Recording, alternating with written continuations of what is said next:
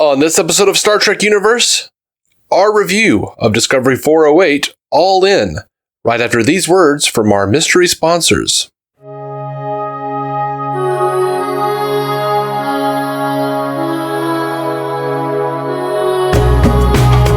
Welcome to Star Trek Universe, the podcast where you get to listen in on the continuing Star Trek conversation of two lifelong friends who've been watching it together since they were 6 years old. My name is Matthew Carroll. I'm David C. Robertson. How you doing, bud? I'm all right. Man, yesterday was one of those days, man, like it screwed up my sleep schedule. I wound up having a bunch of crap to do, and then so now I'm just, I don't know. I feel bad. But it's okay. That sucks, man. Yeah, I'm in Dallas, which I've been giving Alyssa a ride to work a lot, which like has been kind of messing my sleep schedule up. It helps her when it helps her out, when she's got something that she needs a ride for, and it's gonna save her much time. I don't mind, but it gets me up at 6:30 in the morning, and I'm like, that's not me. I don't do that. Yeah, what was that thing when we were kids? When we were like, I don't know, 13, 14 or so. There was something, and every time you say that you're in Dallas, it reminds me of some kind of inside joke or something. It was. Do you know what I'm talking about? Like it was like Dallas was like actually sex or something. Yeah, I do. There was a joke. There was some joke. It didn't have anything to do with Dallas actually, but there was some joke where the punchline was someone having sex. And it's not a funny joke. It was a joke that some girl in my neighborhood told that stuck in our heads, and the punchline was everyone's going to Dallas, which meant sex. Oh. And for some reason that continued to mean sex like throughout our teenage years. Yeah, I'm sure I knew at some point what the hell you guys were talking about. Like I knew it meant sex, but I just couldn't remember like why. Like, so every time you're like, I'm going to Dallas, in my head, the back of my head, I'm like, ho, ho, ho. Yeah, indeed. Sorry, this has just been bugging me for however long you've been going. A year now? Yeah. Coming here. And I think about it, and I'm like, I'll figure that out one day. And then I don't know why today I'm just like, I should just ask Matt, because I'm pretty sure that was where I heard it. Is like, it was. It's funny because I used to. I think for years when I heard the word Dallas, it's still like that joke came to mind from when we were 13 or whatever. But now that I've been living in Dallas, like that doesn't come to mind anymore. But yeah, that's funny. That is funny. All right. Well, we got new disco to talk about, my friend. We do. I'm excited that disco's back. I've enjoyed everything that's been on, but I guess it's only been Prodigy since last we saw disco. But disco, I don't know. Disco is a lot more of the traditional Star Trek that I'm used to, and in many ways, just being it's the live action and the more these plot lines of the big universe sweeping stuff, and I'm pumped, man. I'm excited about it. That's cool, man. I'm happy that Star Trek is just still happening. Like, this episode didn't necessarily move the needle for me too much. Like, I liked elements of it, and I didn't feel like it moved the plot ahead. Agreed. Too much. Agreed completely. It was a bit flat for an opener. Yeah. Well, it left us in the same place we were at the beginning. I mean, the entire episode is basically like, if we look at like what happened between the finale and this episode, all that happened that we know about is they have a tracking device on them now. So I mean, like that is a plot movement forward. Like they did have to figure out. We even talked about it on our last podcast about like, yeah, we're gonna have to figure out a way for them to track them through Spore Drive. Because that's something that no one's ever had to do because there's only been one Spore Drive ship. But this entire episode is just figuring out, just putting a tracker on him, Well, we do know that now the DMA is not a weapon, it's a dredge. And that the 10C aliens are so powerful Like what is it? Stamets said that they couldn't. Our wildest assumptions are nothing. Yeah, something like that. And they've got a freaking field around the system that measures 220 million kilometers.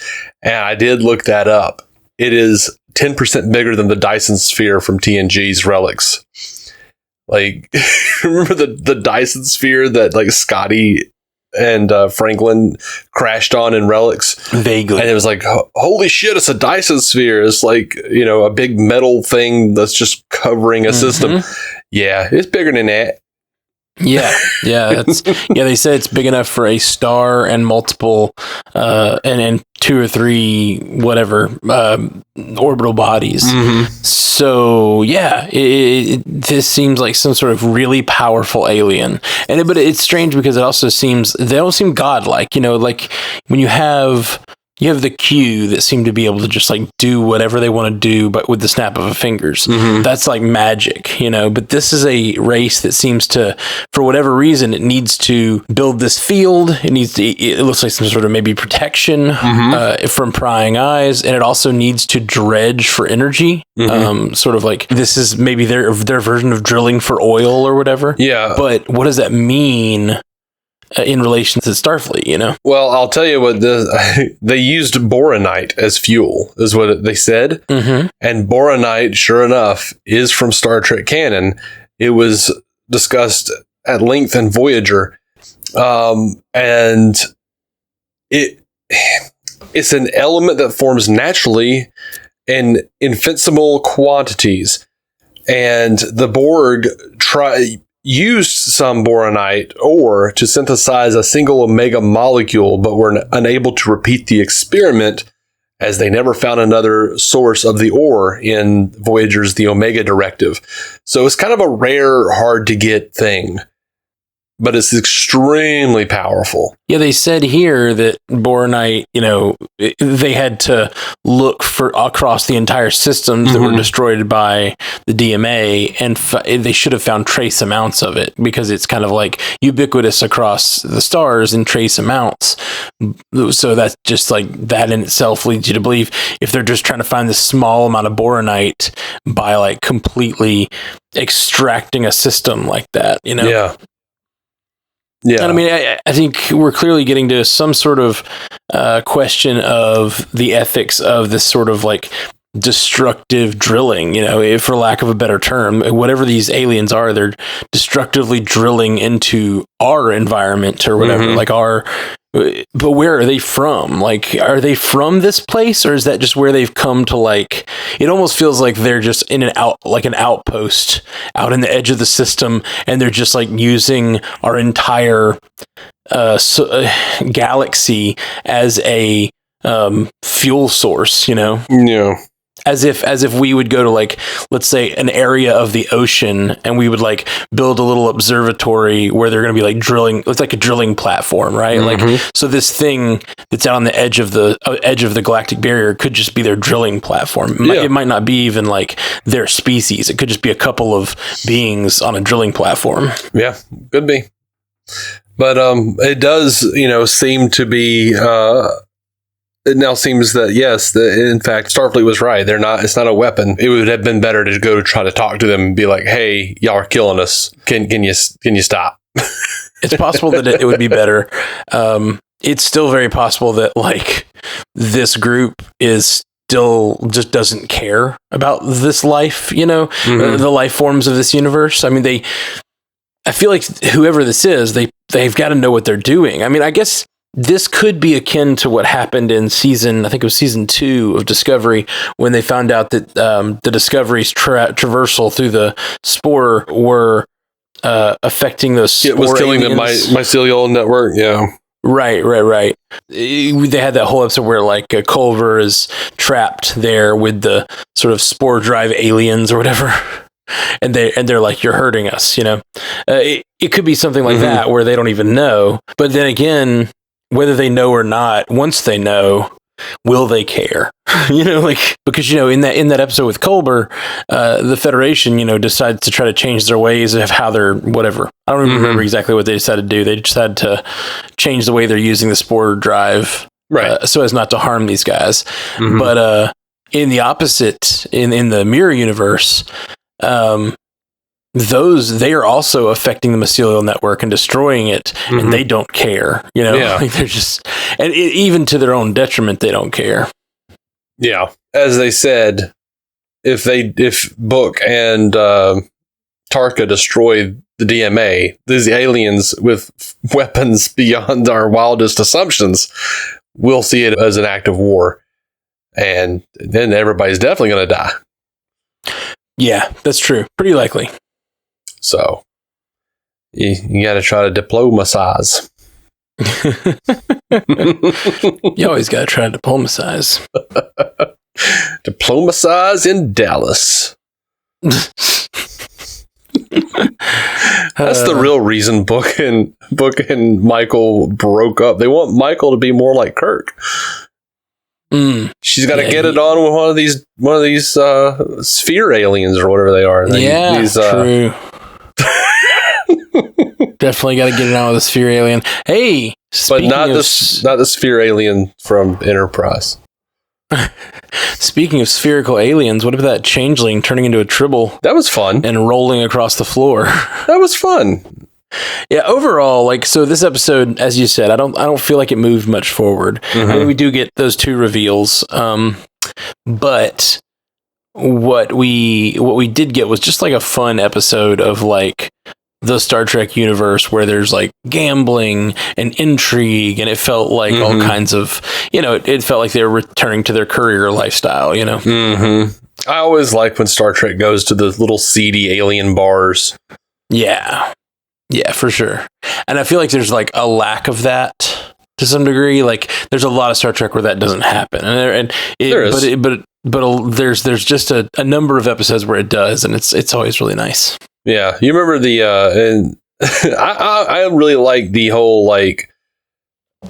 I want to know more about the like smuggling, crime-ridden, elements of the Star Trek universe. Like, remember those guys in Star Trek 3, where like they had the Genesis information, they got it to Krug, and then like Krug blasted them out of the stars. Like, did he see it? Yeah, they saw it. Nah, unfortunate.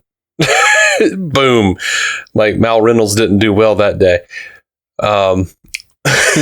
But I always love that kind of stuff in Star Trek because, the Federation, there's going to be people trying to get around them. Oh, for sure. I mean, and they've had that forever.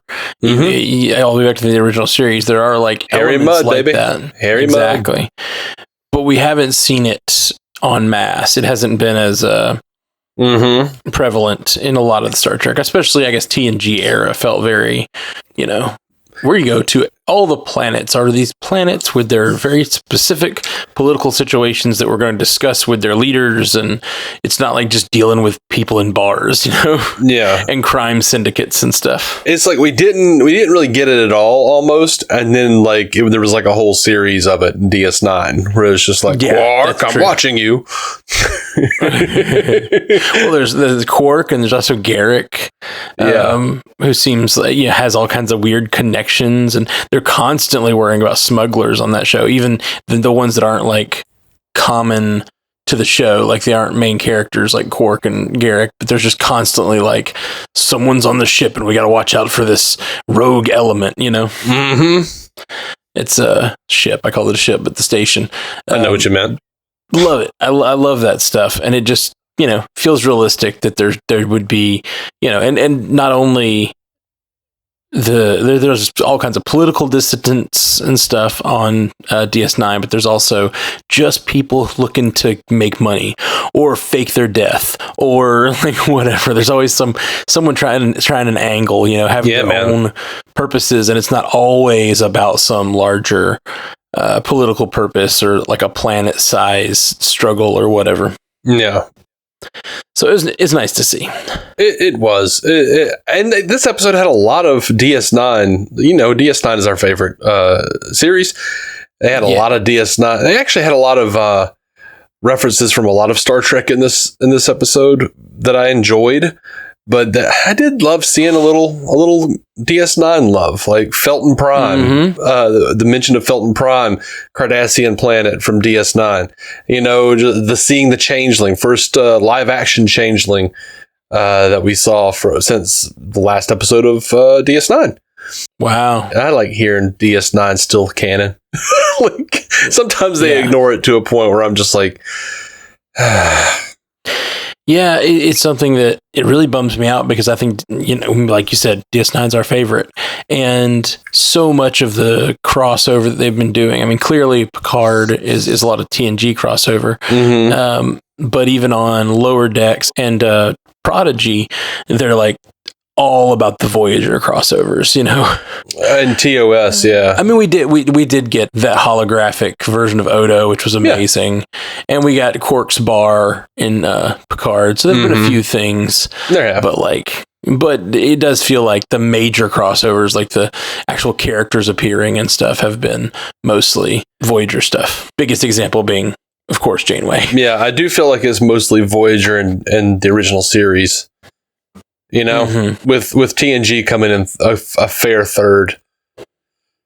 Well, I don't know. TNG, it's got that whole run with Boimler as on the Titan. That's true. That was pretty significant. Well, I think that TNG comes in third on references, but I do think that TNG their references are more iconic because that's what everyone will know.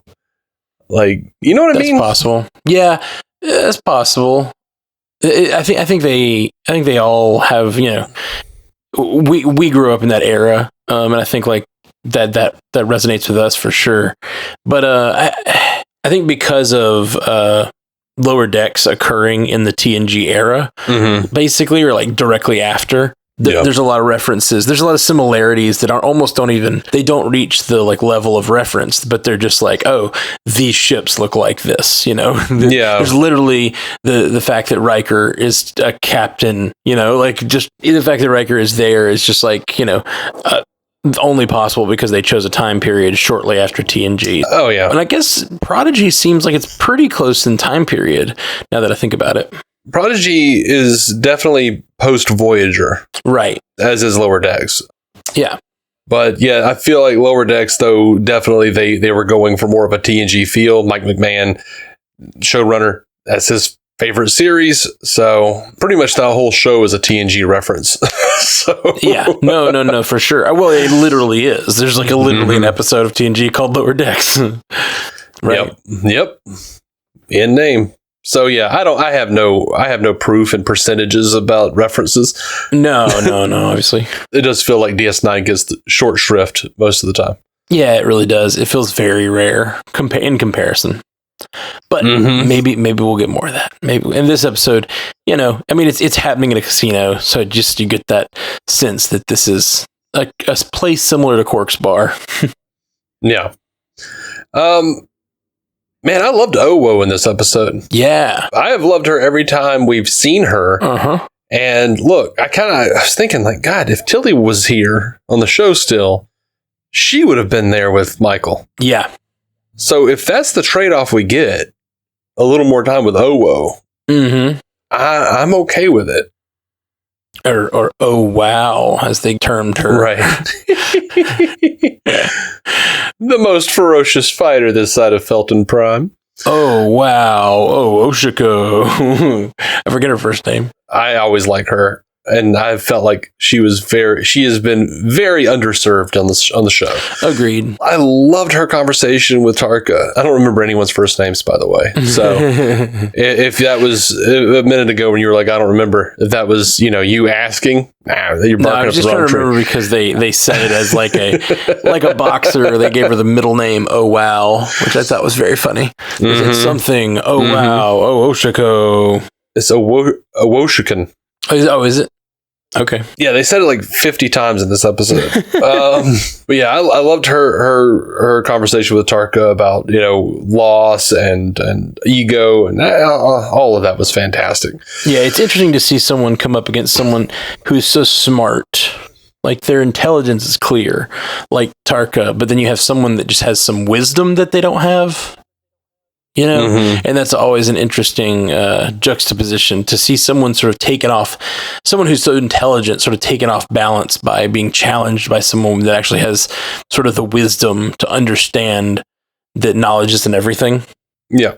I dig that. Yeah, I do too. And I actually liked, while the card game itself was boring to me. I liked Burnham and Book, the way they were acting. I liked and the way them cheating together was fun, regardless of what was going on with the cards. Yes, I agree. And I really like this idea of them, like, you know, I love this guy, this Haz Mazzaro. Yeah. Talking about, you know, he keeps saying, you know, the battle of bygone love, and he keeps bringing up, you know, how something has happened and make their love falter. But, you know, I really enjoyed that their issue is not love. Their issue is philosophy. Their issue is, you know, they are not going to be able to come to an agreement on how to handle this situation. And that will wind up being their undoing. I really liked that. And yeah, I did enjoy that she tracked it at the end and still had a way to get to it. You know, that was nice. Yeah, she kind of like won the game before the game ever started, really. Like all that weight was put on the game at the end, but really she had already won with that tracker. Yeah, we got very little bit of Culber and Stamets and dealing with Culber's anxiety issues and his feelings of failure regarding Book specifically. Yeah, super small amount, but I loved the cleaning bit. I felt bad for the Dot, I know, though. It was so funny. Go back to your dock. And the Dot like lowered its head and rolled away. Like, why is it programmed to lower its head? That's very funny. And then like peeked out. Well, when they walked out, you know, he was like, finally back to my cleaning. My only purpose. Let me have. I have one job on this ship. What was? It reminded me of the butter serving bot on Rick and Morty. Yes, yeah. Do you remember? Totally. Like he like rolls up and hands Rick the butter, and he goes, "What is my purpose?" And he's like, "You serve the butter." And he just drops his head and goes, "Oh my God." Oh, Rick, why did you give that thing sentience? Why? Cruel, just cruel, Rick. If you guys haven't seen Rick and Morty, you got to check that out. Yeah, it's pretty great. I can't wait for the new season to come. Love it. Yeah, I feel like I'm just always thinking that. Yeah, more often than not. About the butter thing? Yes, about both. I can't wait for more episodes, and then also I am always thinking about that butter bot. Yeah, there's a few shows, man, that I'm just loving so much this year. I mean, like I always get really excited for the Marvel stuff because we get really into that over in the MCU cast. But then there's just been a few that like just completely out of my norm that like I've really been loving. Peacemaker being one of them. Just it's just cracking me up every freaking week, man. So funny. And this newest episode was absolutely heartbreaking. Yes, it was absolutely heartbreaking, but also hilarious at the same time. It's that James Gunn thing where he can be full on comedy and full on heart all at the same time and not skip a beat. Like it just feels. I've said it 100 times on the MCU cast, but the scene where Star-Lord challenges Ronan to a dance off. Is one of my favorite scenes in like media because it's like it reminds me of things like Shaun of the Dead where you can have like it turn on a dime, but when you see the character of Ronan and then you see the character of Star-Lord, you don't think those two characters almost can exist on the screen at the same time. One is so serious, one is so silly that it like almost seems like one would hurt the other's vibe. And him challenging Ronan to a dance-off is one of my favorite things ever. And like that kind of a thing happens through Peacemaker all throughout where like something deadly serious is happening and someone is very upset, but they're also just making it, some of the characters are so silly at the, like their very nature is so silly that it you can't stop laughing and crying at the same time. Yeah. I mean, I can stop laughing and crying, but mostly I just watch the show with a big dopey grin on my face. Yeah, But, same. yeah, I'm always very, very impressed by how they're tackling that show, and I'm really looking forward to whatever he's doing after Guardians 3, because he has said he's doing another DC series that will be in the Suicide Squad universe and will be not as comedic as Peacemaker, will be a lot darker. I'm up for darker. I'd be sad for him to leave behind the comedy, though, because I do love... I doubt he'll leave it completely, but... Sure. I hope not. Because I think Peacemaker's pretty dark in theme, and it's pretty intense with the action, but like it's so funny, and I love that mix. I think he just meant that he's going for something more serious. I need to see Brightburn. I still haven't seen that. Yeah, no, I haven't seen it either. I've got it. I've got it on Blu-ray. It's just I've got it on Blu-ray and digital, and I haven't looked at it yet. I need to check it out.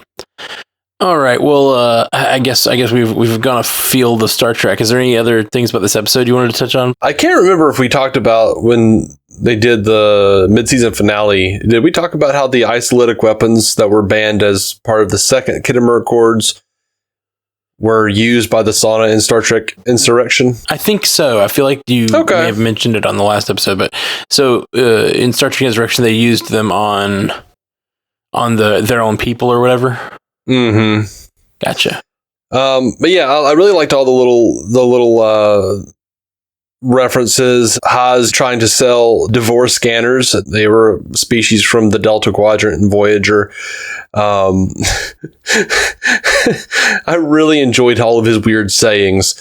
A swamp rat could have learned the Horton hustle since I last saw you. Yeah. Do you know what a Horta is, Matt? That's one of the like sort of dog-like creatures, right? From the Klingons? No, it's from The Devil in the Dark. You remember like the big mound of rock that kind of shimmied?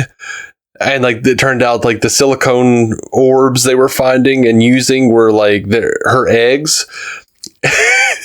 It looks like a big mound of rock, but it shimmies. Okay. It kind of shimmies because it was like a person under there like shimmying back and forth and crawling around. Weird. So you're talking about, he says the Horton hustle, and I'm thinking of this thing and like this big rock thing shimmying around. That's weird. Oh, it's a Targ is the thing I'm thinking of. Yes, you're thinking. I think you're the Klingons have Targs. Yeah, and I've missed you like a Cardassian Mrs. Cake. I enjoyed that one. Yeah, that made me laugh real hard. There's a line in a rap song. It's like, I love you like a fat kid loves cake. Mm-hmm. And like I felt like that was a reference to that directly. Maybe too. I'm trying to remember who rapped that. Let me look it up.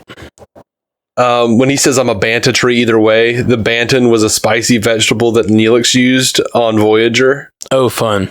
And Kes grew that in her hydroponics garden. What in the Caterpod and Calaman Sherry is going on here? That's two different references. Caterpods were grown by Bajoran farmers on DS9, and Data ordered Calaman Sherry while he was on his final date with Jenna Desora on TNG. Wow. I love to act like an Armus swim the Peranthian Ocean with weighted boots. So there are several Armuses? Or is he just referencing the single Armus that we got from Skin of Evil, the black trash bag creature who killed Tasha Yar? Interesting. Yeah. They mentioned Elan of Troyes. It's true what the Alessians say, give a man a Torbach and you are warm in the desert. I love all that shit. You know, it's dumb and it makes the universe a little smaller, but it's also like total fan service. And as I have said, I am a fan. Service me. Well, it's fan service, but it's not hurting the overall thing. Right. It's not hurting the overall tale or whatever. Mm-hmm. I love you like a fat kid loves cake is a 50 Cent lyric. Oh, okay. Did you notice that the royalty cards that they had were different aliens? Like the king was a Cardassian, and I think the queen was Natalia's species from Star Trek Beyond, the woman with like the weird things wrapped around the back of her head. Wow, that's cool. And I didn't see that. Yeah. That was the whole thing. I don't know. I just had fun seeing all that stuff, but yeah, dude, for sure. That's freaking awesome. I don't know that I have a whole lot more. I did actually really like Admiral Vance talking about how he just got his family back. That was touching. Oh yeah, and him feeling regret for letting Tarka in, sort of like trusting Tarka and allowing him to do this. It's real crazy. Yeah, it's good, man. It's really been good. And I enjoyed the whole thing with the Admiral also coming to Burnham to get her to go against the president's wishes, you know. Yeah, that was nice. Yeah, I can't tell you this on book, but off book, this is what you should do. And that shit's in order. Yeah, and that shit's in order. He didn't say it that way, but I really am excited to see who these aliens are, species 10C, because it seems like they're so. If they're any kind of alien that they can form some sort of relationship with, which seems possible with this show, like if this was, you know, Next Generation or original series or Voyager, I would feel like they're going to meet some crazy aliens and then we're never going to see them again. But being Discovery, I feel like, and the way they're introducing it with an entire season, I feel like this might open up the Star Trek universe to some sort of bigger scale than we've ever known it to have before. Because we're talking about aliens that apparently may exist outside of our galaxy. So I'm excited to see like who those could be, and if we can form a relationship with them. Is there a way to like, become like part of a bigger Federation? You know, can the Federation ally with someone that's outside of the galaxy? Especially after they've harmed so much of our galaxy unknowingly. Yeah, I mean, wouldn't that be the biggest get? Is like they come to them with the diplomacy, and then they just become part of the Federation. Yeah, that would be very cool. Or they already have their own Federation. Yeah, that's what I was saying, a bigger Federation. Yeah, and they like drag our Federation into it. Yeah, like maybe they've broken their own prime directive is kind of how I see it, because this seems like a species so big and outside of our galaxy that they could be looking. The fact that they're dredging our galaxy for energy as if it's just like, you know, whatever. It just feels like a puddle they're, you know, drilling in or whatever, which is crazy. Like who are these beings and how powerful must they be? And, you know, part of me is like, oh, I hope they're the preservers, or I hope they're the offshoots of the preservers who didn't realize that anything ever came of that, you know. Oh, right. You know, that experiment or that seeding of the galaxy, or maybe they do know and like they disagreed, or they disagree with their ancestors and they're like, look, we created you, we can destroy you. Yeah, scrapping the old project for its parts. Yeah, they need some of that material or whatever. Unless I'm just not remembering how the preservers work. If there was definitive proof, I thought it was just like, well, we didn't think they survived. This is a myth, and then like they had the little hologram thing. Yeah, where they talked to all the different species they seeded. Yeah. All right. Well, I guess we'll talk to you guys next week about some Star Trek. Now we got a few weeks of Discovery ahead, and then we'll get Picard back very, very soon. Woo! Yeah, I'm excited. Me too, man. Me too. Just all the Star Trek. Woo! Rolling them onto my tongue. And sucking out the marrow of the bones.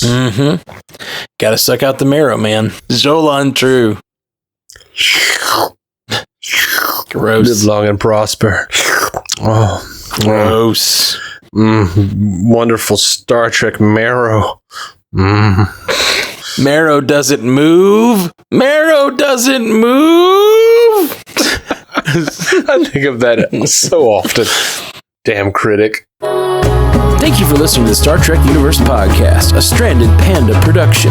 If you'd like to hear more from David C. Robertson, check out the DC On Screen podcast or maladjusted.tv for his web videos. If you'd like to hear more from Matthew Carroll, check out the Marvel Cinematic Universe podcast or listen to his music. Just search for Matthew Carroll anywhere you get music.